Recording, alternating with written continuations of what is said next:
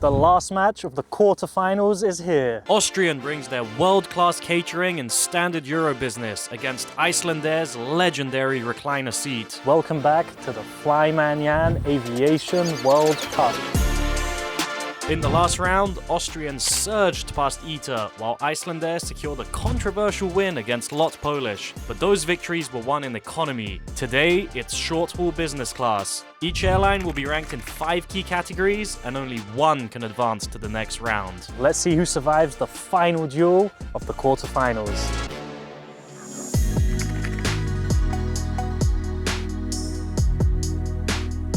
Good morning from Vienna Airport. It's a very early start for me today. It's just turned 5 a.m. I usually try and book these flights in the afternoon so I can get a bit of daylight, sleep in, and get the proper meal service on board as well. But try scheduling 30 plus flights to film this series and you'll see how difficult that is. So today it's an early start, but that's not going to stop me trying to find some champagne in the lounge. Let's head inside.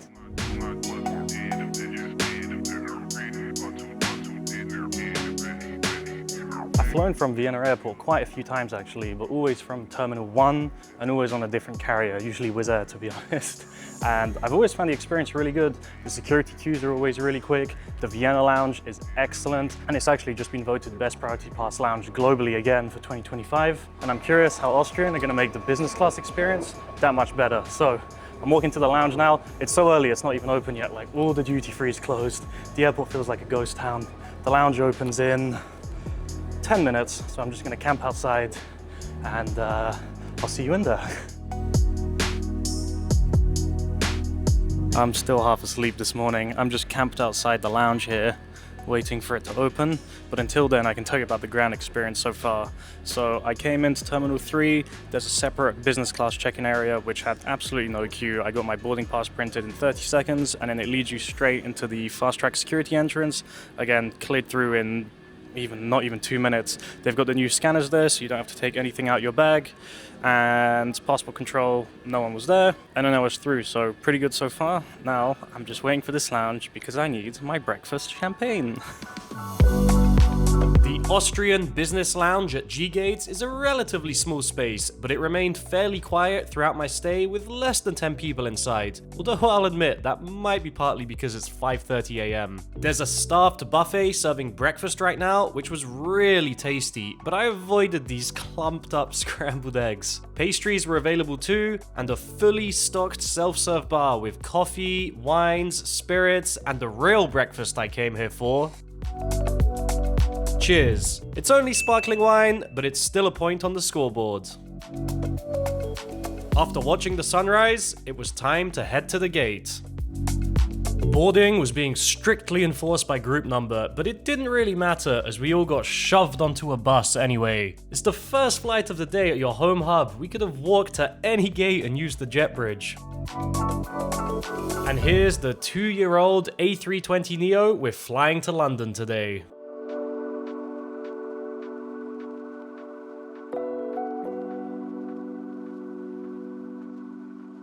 I just got settled into my seat 6F at the back of the business cabin. It's pretty empty today. There's only about half the seats full, but economy behind is pretty packed. So, with that said, let's have a look around the seat. This is the thing with EuroBusiness. There's basically nothing extra on offer compared to the standard economy seat, apart from an extra inch of seat pitch in the first 10 rows here, making it 30 inches at my seat. It's still a slimline seat without much padding. It's fine for a couple hours, but not much more I'd say. There's no headrest, and the recline felt average. That's it really, so it's gonna be up to the service to see if this short-haul business was worth it. Boarding is complete, let's head to the runway.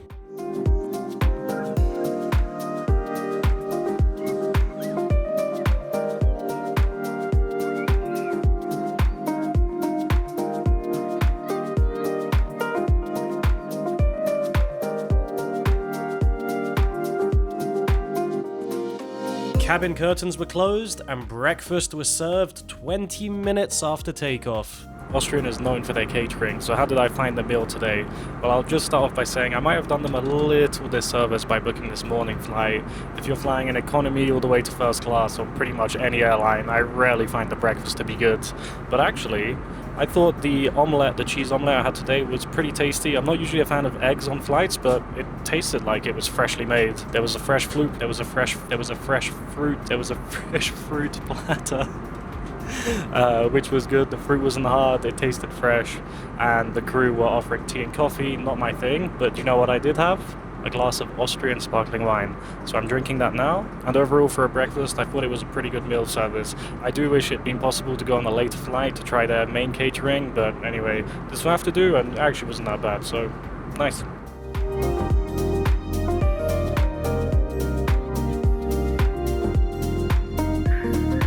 We're back for another toilet inspection, and we've got a pretty standard toilet here.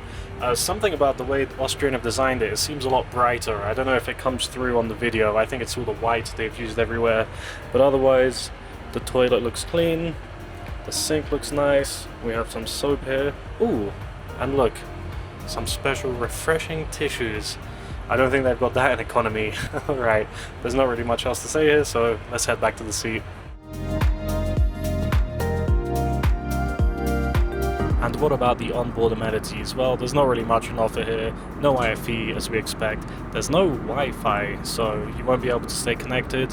And there is in-seat power. It's just one USB-A and one USB-C port, no international power socket. That's it. The crew kept my champagne topped up with snacks on the side, and then everyone was given a piece of chocolate as we started our descent into Heathrow.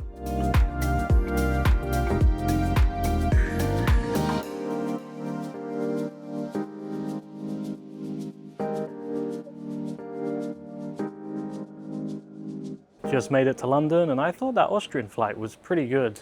I think I made a mistake of flying Turkish as the first episode, because every time I'm in one of those EuroBusiness seats now, I always dream of the proper recliners and the tutu layout. But anyway, in terms of the onboard service, I thought the crew was really friendly. The food, despite it being breakfast, was actually pretty good. And now we're gonna head over to try Icelandair. And the good news with this one is that the only other airline in this bracket that has a proper recliner seat for short-haul business class. So I'll see you in Reykjavik. Hello from a very cold Reykjavik airport. We started the quarterfinals with a proper recliner seat on Turkish Airlines, and we're gonna finish the last match of the quarterfinals with a proper recliner seat on Icelandair. No more EuroBusiness. I've flown on all of those, so let's go inside and experience something a bit more luxurious, for Europe that is. I just checked in, got my boarding pass. There were some separate counters in the back corner just for business class. Only 3 of them.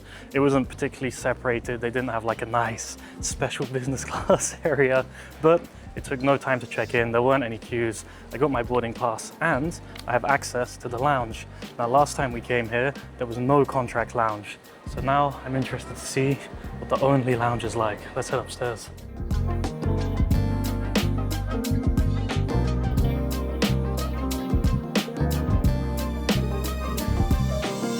Alright, made it through fast track security in under 2 minutes. I was the only one there, and actually there was no one in the regular queue anyway. I think I got here a bit early. Now it's time for the long walk to the lounge.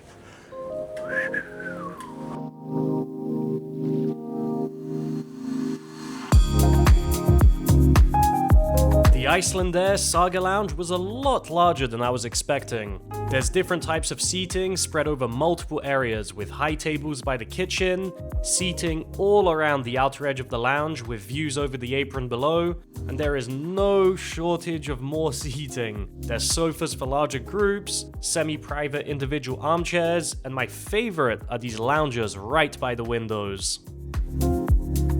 The food is all buffet style, with things like chicken wings, salads, cheese, some local seasoned fish, pastries, and the all-important drinks fridge. We've got soft drinks on one side, with beers and wines on the other. I don't even have to say what I'm going for at this point, so cheers, and let's add one to the scoreboard.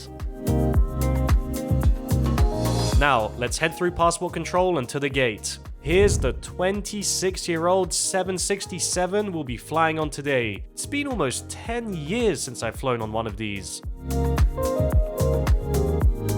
And for the ground category winner, whilst the dedicated business class check-in was nicer with Austrian, I think the Icelandair lounge was a way better space than what Austrian had in Vienna, so I'm giving this one to Icelandair.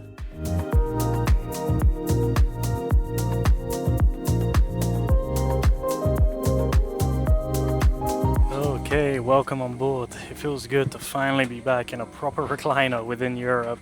The seat actually feels pretty comfortable, it's quite wide, and I just want to start off by saying I always try and book narrow bodies, especially for this short haul business class round. I was originally meant to be on a 757, and yesterday the aircraft was swapped to a 767. This is actually a wide body aircraft, although they still have the same or similar recliner seat on the 757, so it shouldn't make too much of a difference. I was kind of looking forward to flying on the 757 because I've never flown on one, and I think I've flown on the 767 only once before, one of the old BA 767s. Let's have a look around. And one thing I've noticed, there's this weird one seat in the middle. It's a 2-1-2 layout. I have never seen anything like this in my life. It's so strange. There's just a row of one in the middle. But anyway, let's look around the seat. First of all, it's great to be back in a proper recliner seat. This is an older aircraft and seat design, but was perfectly comfortable and well padded. The seat is wide, comes with a pillow, and the headrest is large and adjustable, up, down, and with movable wings. Legroom is great as you'd expect. You won't have any issues here, and there's even a footrest for extra comfort. The recline is excellent. The only issue is that means if the person in front reclines, it does come quite a bit into your space. Well, for the seat category win, I think we know who this one's going to. Icelandair. It's no question, a proper recliner seat is always going to win against EuroBusiness.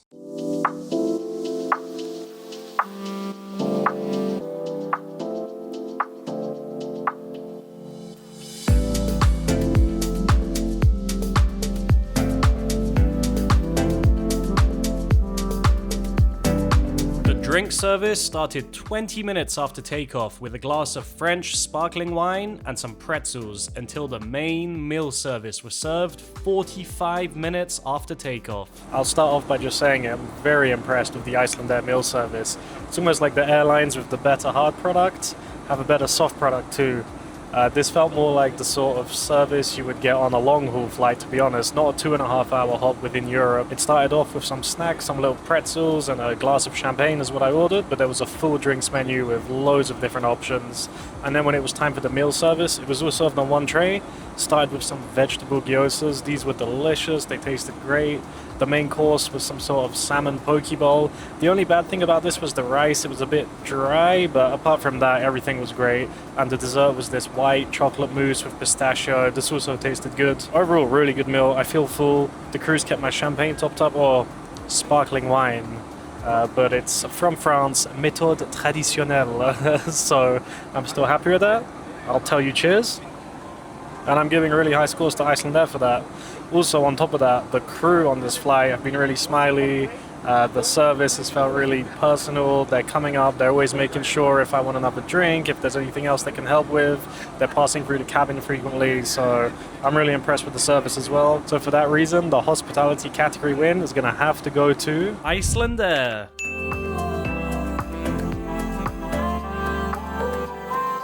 Okay, it's the Icelandair toilet inspection time, and I don't think I've ever been on an airplane toilet in a 767. It's a bit of a weird kind of triangle shape, but there's plenty of space to move around, or medium amount of space to move around.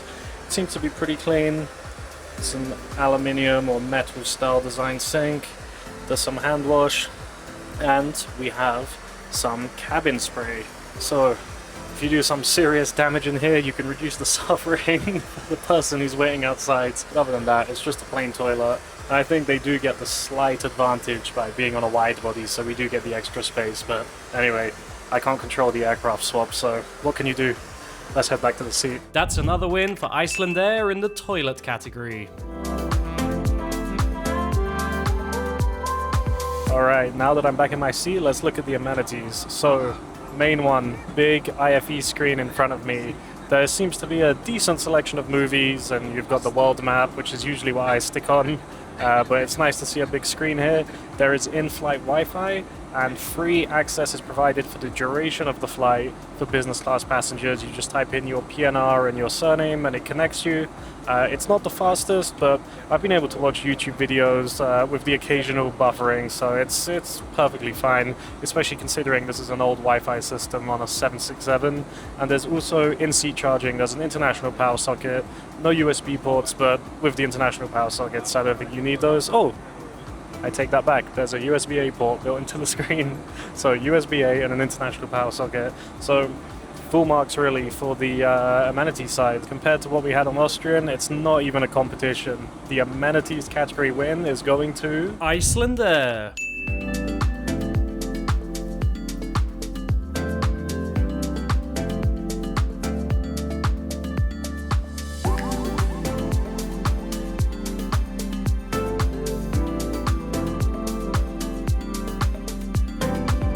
Made it to London, finally. We had about an hour of departure delays on the Reykjavik side, and then once we landed at Heathrow, we had about 40 minutes until we were able to park at our gate.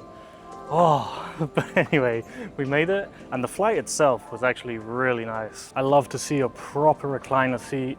The meal service was great. The service from the crew was excellent. It was just overall like a really good flight, and I think it's a great way to end the quarterfinals. And if you couldn't tell, when it comes to the winner, Austrian Icelandair, who's coming out ahead? Well, it's gonna be Icelandair. It's our third whitewash of the season, with Icelandair taking every category win against Austrian. That means they'll proceed to the semi-finals to battle it out in long-haul economy against Finnair. So, I'd be curious to hear if anyone disagrees with me. Let me know in the comments if you've ever flown with Austrian on short-haul business class or Icelandair. Let me know what you thought of their products, and tune in next week because the semi-finals are starting. Hit like, hit subscribe, and as always, till next time.